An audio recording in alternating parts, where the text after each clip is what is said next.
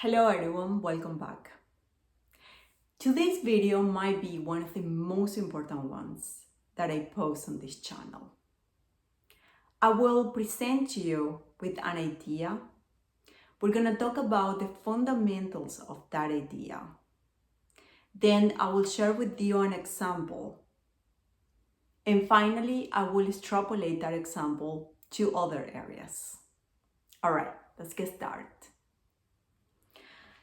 So what if in this game of money that we're all playing, instead of focusing on accumulating dollars, we focus on accumulating assets?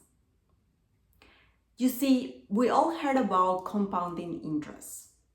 I can go online right now and find a compounding interest calculator, input a number, and see how those dollar amounts will increase over time.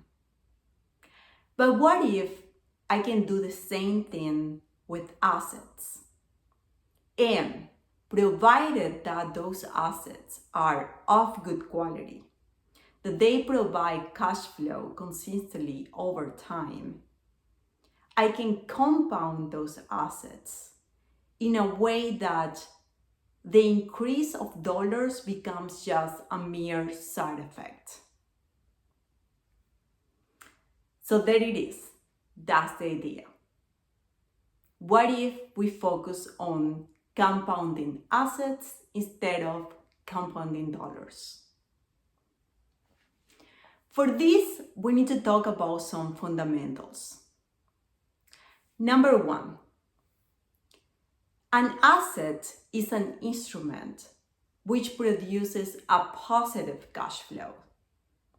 Now, all assets can have inflows and outflows of cash flow, but at the end of the day, for the most part, those cash flows must be net positive.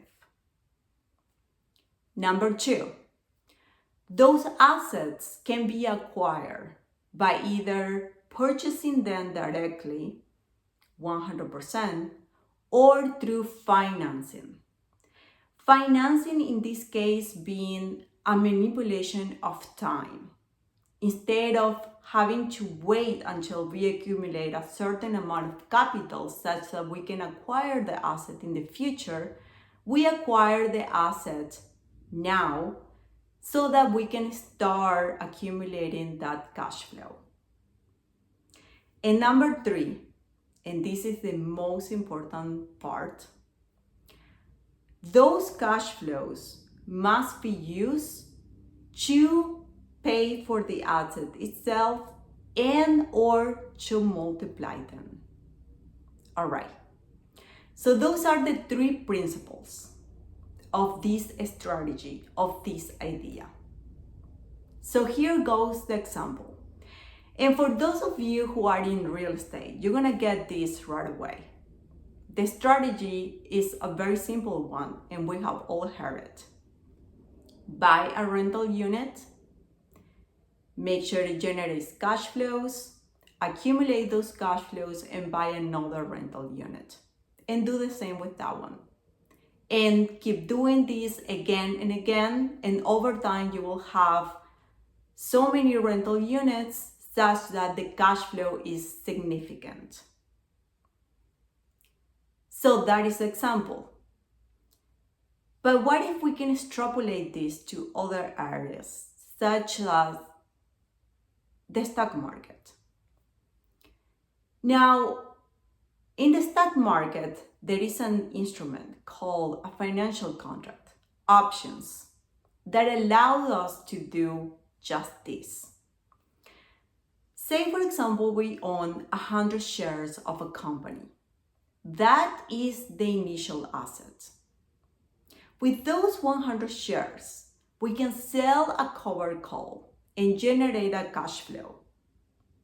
We can then use that cash flow to purchase more shares of the same underlying asset, such that we start with 100 shares, but then we can have 101 shares, 102, and then over time increase that number.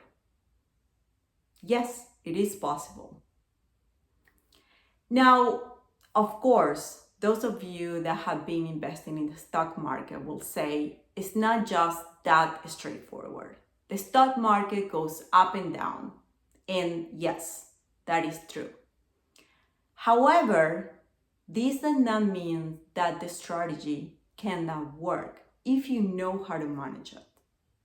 After all, I can just easily say to you, buy a rental unit, generate cash flows, and then buy another rental unit, and generate more cash flow, buy a third rental unit, and do this over and over again. It is easy, but it's not until you get to do it that you can see all the ups and downs. However, we all know it works.